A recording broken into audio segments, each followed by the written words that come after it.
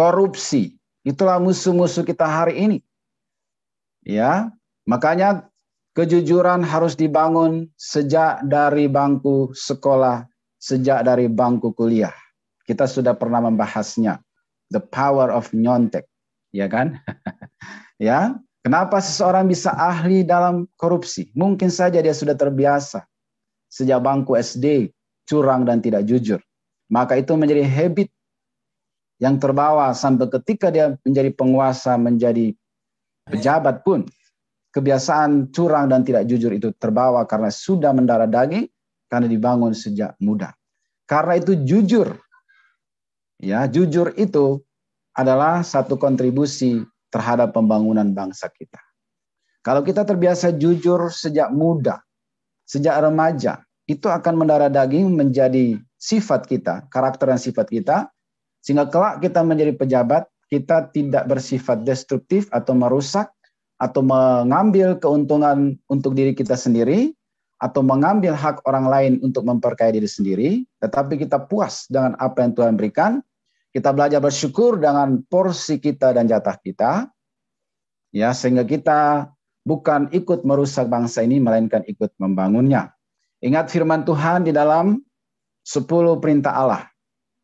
Dikatakan apa? Jangan mengingini milik sesamamu. Jangan mengambil apa yang bukan milikmu. Tanamkan itu baik-baik sebagai orang muda. Biasakan dari sekarang. Jangan mengambil apa yang bukan milik kita. Jangan mengingini punya sesamamu. Jangan mengingini milik sesamamu.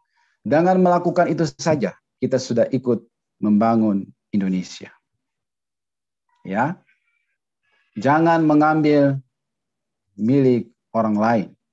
Kemudian di dalam Amsal juga, Raja Salomo berkata, Tuhan, aku tidak minta kekayaan yang bisa mungkin membuat aku menjadi sombong dan melupakan Tuhan. Jangan berikan kepadaku juga kemiskinan yang membuat aku bisa mungkin mencuri kemudian mempermalukan nama Tuhan. Biarlah aku menikmati apa yang menjadi bagianku. Ya, sebentar saya bacakan ayatnya buat kalian.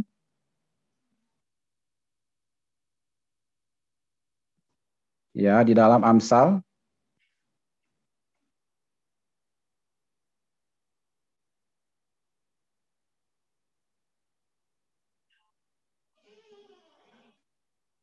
Ya, sebentar ya. Di dalam Amsal,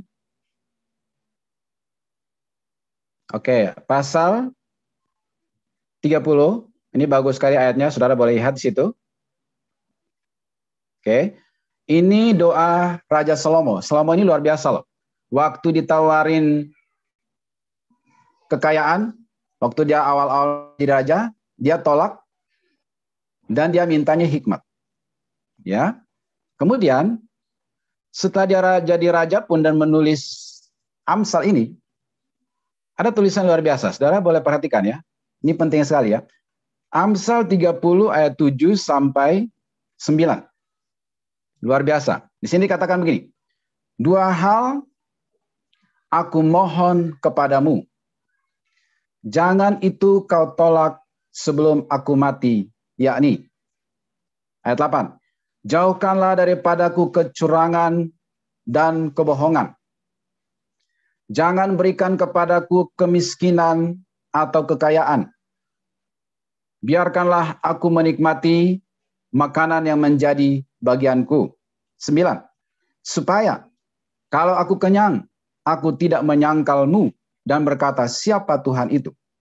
Atau kalau aku miskin, aku mencuri dan mencemarkan nama Allahku. Luar biasa. Ya, Raja Salomo. Tuhan, jangan berikan aku ya kekayaan yang bisa menjauhkan aku dari Tuhan, bahkan menyangkal namamu. Jangan juga buat aku jadi miskin yang bisa membuat aku mencuri dan mempermalukan namamu. Tetapi biarlah aku menikmati yang menjadi porsiku aja. Yang menjadi bagianku. Biarlah aku puas menikmati gajiku atau hasil keringatku saja. Buah karya tanganku, biarlah itu yang kunikmati.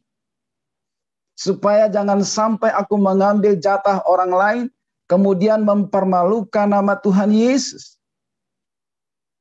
Menjadi batu sandungan, dihujat, dimaki, dikutuk oleh orang. Ya, biarlah aku menikmati makanan yang menjadi bagianku. Jauhkan daripadaku memperkaya diriku. Ya, kemudian melihat orang lain menderita atau tertawa di atas penderitaan orang lain. Dijauhkanlah daripada kita sebagai anak-anak Tuhan. Luar biasa. Tanamkan ini dalam hati saudara. Karena musuh kita hari ini bukan lagi Belanda, Jepang yang kelihatan. Melainkan roh-roh jahat, kebodohan, kemiskinan, radikalisme, terorisme, korupsi. Kalau saudara sudah belajar jujur sejak awal, sejak hari ini, saudara sudah ikut berkontribusi membangun Indonesia.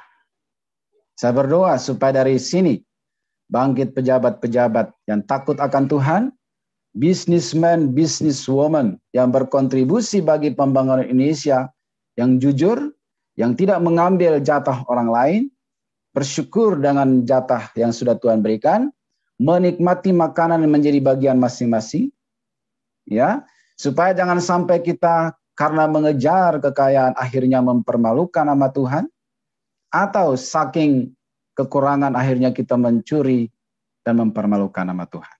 Kiranya kita hanya menikmati apa yang menjadi porsi kita dan bagian kita. Inilah kontribusi kita bagi bangsa kita.